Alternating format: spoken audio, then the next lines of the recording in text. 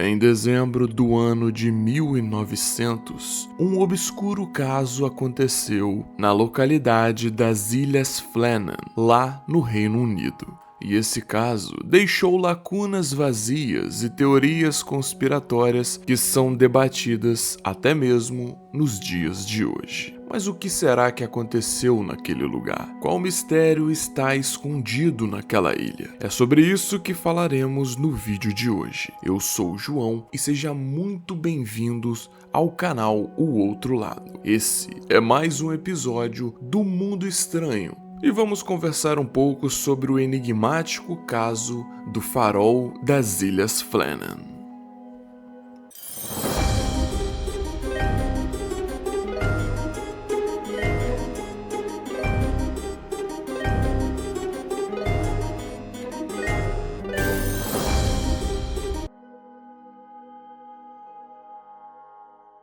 No dia 26 de dezembro de 1900, um barco chamado Hesperus, que saiu da Filadélfia, estava chegando na ilha de Ellenmore. Essa que é uma das 7 ilhotas que compõem as Ilhas Flannan, na costa noroeste da Escócia. Nessa ocasião, o capitão James Harver ficou encarregado de transportar o faroleiro Joseph Moore, que iria substituir um dos homens que trabalhavam no farol do local. E esse era para ser só mais um dia normal na vida dos trabalhadores. Além disso, ele também carregava alguns mantimentos para os 3 homens que estavam no local, responsáveis por tomar conta do farol. Eram eles Thomas Marshall, James Ducat e Donald MacArthur. Porém, quando o capitão Harvey e sua equipe chegaram, ficou claro que algo realmente estava errado. Afinal, nenhuma das preparações normais do cais de desembarque havia sido feita. O mastro não estava hasteado, a luz do farol estava apagada e quando o capitão tocou a buzina e acionou um sinalizador para atrair a atenção dos homens, não obteve nenhuma resposta. As coisas começaram a ficar ainda mais estranhas quando Moore, o homem que viria trabalhar naquele local, desceu da embarcação e entrou na íngreme escadaria que levava ao farol. Ele relatou uma sensação abrangente de pavor. Lá, constatou que o portão do local estava trancado e no saguão de entrada faltavam 2 dos 3 casacos que costumavam ficar ali. Já no interior da casa, a mesa da cozinha continha pratos de carne, batatas e picles. Além do mais, uma das cadeiras estava virada, como se a pessoa que esteve sentada ali tivesse saído com pressa. Para deixar o cenário ainda mais enigmático, o relógio da parede havia parado de marcar as horas nas 2 da manhã. Essas pistas apenas levaram a mais perguntas. Por que um dos guardiões teria saído sem o casaco, já que ali era um local bastante frio? E por falar nisso, por que os 3 teriam saído juntos quando as regras eram claras sobre sempre haver um dos trabalhadores dentro do local? Alguém precisava ocupar o cargo o tempo todo, afinal navios iam e vinham e precisavam do farol para se localizar. Dessa forma, eles chegaram à conclusão de que algo incomum devia ter atraído a atenção dos 3 homens. Mas o que seria isso? Essa é a pergunta que fica. Depois de procurar um tempo e não encontrá-los, o capitão Harvey enviou um telegrama para a sede do conselho responsável pelos faróis.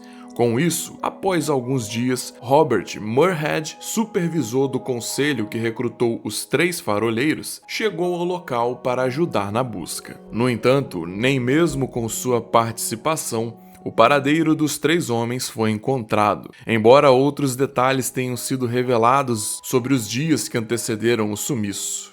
Por exemplo, ao analisar o diário do farol, Muirhead percebeu que as anotações feitas eram um tanto quanto incomuns. No dia 12 de dezembro, Thomas Marshall disse que presenciou ventos fortes como nunca tinha visto antes em 20 anos de trabalho naquele lugar. O segundo assistente também relatou que o líder do grupo, James Ducat, estava muito quieto e que Donald estava chorando o tempo todo, o que era algo bem peculiar para um homem com a reputação de durão que o Donald tinha. O relato do dia 13 de dezembro também era bem estranho. Nele, Marshall relatou mais detalhes da tempestade e escreveu que os três estavam rezando para que a tempestade passasse o quanto antes, mesmo estando a 45 metros acima do nível do mar, em um dos lugares mais seguros para se estar naquele momento. A parte mais estranha de tudo isso é que, segundo as previsões meteorológicas do local, não houve nenhuma tempestade na região nos dias 12, 13 e 14 de dezembro. Na verdade, o tempo estava calmo e um forte vendaval só iria atingir o lugar apenas 2 dias depois do que foi relatado. Entretanto, tudo parece acabar no dia 15, quando houve o último registro.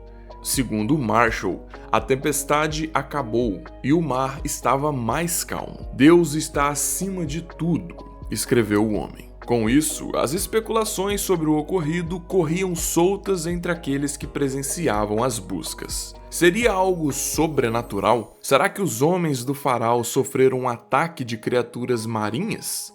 Houve algum assassinato? Um ataque de alguma criatura?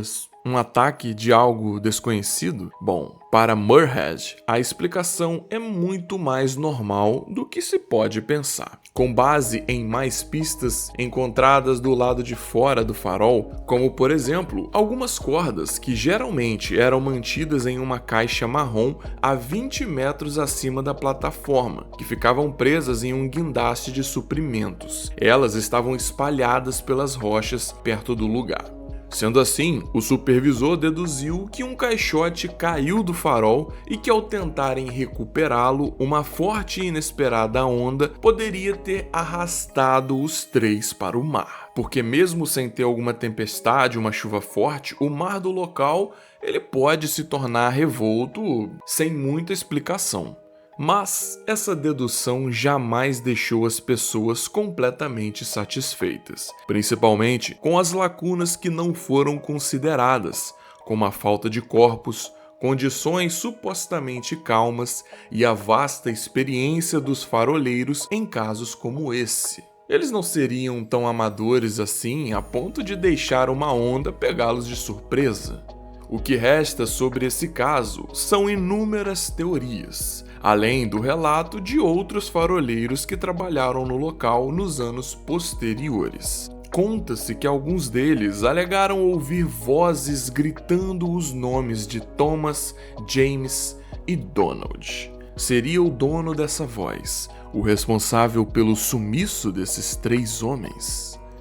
Antes de terminar aqui, eu deixo aquela dica que eu costumava fazer no início do canal para aqueles que se interessaram pelo tema, querem ir atrás. Existe um filme chamado O Mistério do Farol. Está disponível na Netflix, no Telecine, no Prime, e esse filme retrata toda essa história, né? Ele trata um pouco disso. O filme, óbvio, tem o seu próprio roteiro, acaba criando ali uma própria história, mas usa como cenário todo esse acontecimento e tenta explicar ali de alguma forma o que poderia ter acontecido. Se vocês quiserem dar uma olhada, confere lá, uma dicasinha boa aí pro final de semana. Mas e vocês? Eu quero saber o que vocês acham. O que pode ter acontecido com esse homem? Vocês acham que algo misterioso, sobrenatural pode ter acontecido? Ou vocês acham que é alguma coisa mais pé no chão, como disse ali o nosso querido Muirhead, que acha que eles podem ter simplesmente sofrido um acidente e caídos no mar? Gostaria de saber. Gostaria também que você deixasse aqui embaixo qualquer comentário que envolva o canal, pode ser sobre essa série, pode ser outra, pode pedir alguma coisa, tá bom? Pode deixar o like também, porque isso ajuda muito. E claro, ative o sininho, porque assim você vai ser notificado todas as vezes que tiver vídeo novo. Os vídeos saem sempre aos sábados, às 18 horas. Eu quero abrir um espacinho aqui para poder agradecer vocês sobre a marca que chegamos de 1000 inscritos. Eu sei que já tem um tempo, a gente já passou, mas como eu gravo os vídeos com antecedência, na época que saiu eu não pude falar muito, né, porque eu já tinha gravado os vídeos que saíram naquela semana. Mas nunca é tarde para agradecer a vocês que estão aqui. Eu só tenho, de verdade, agradecer do fundo do meu coração por estarem chegando tanta galera aqui. Espero que vocês estejam curtindo. A gente fala de folclore, a gente fala de mistério, a gente fala de terror, monstros, o que vocês quiserem, de cinema também. O que vocês quiserem ouvir aqui sobre esses temas vai ser muito bem-vindo. Então seja bem-vindos e muito obrigado. Esse é só um primeiro passo, um pequeno passo, mas que eu tenho muito orgulho de ser dado com vocês. Vejo vocês na semana que vem. Um forte abraço aqui do outro lado.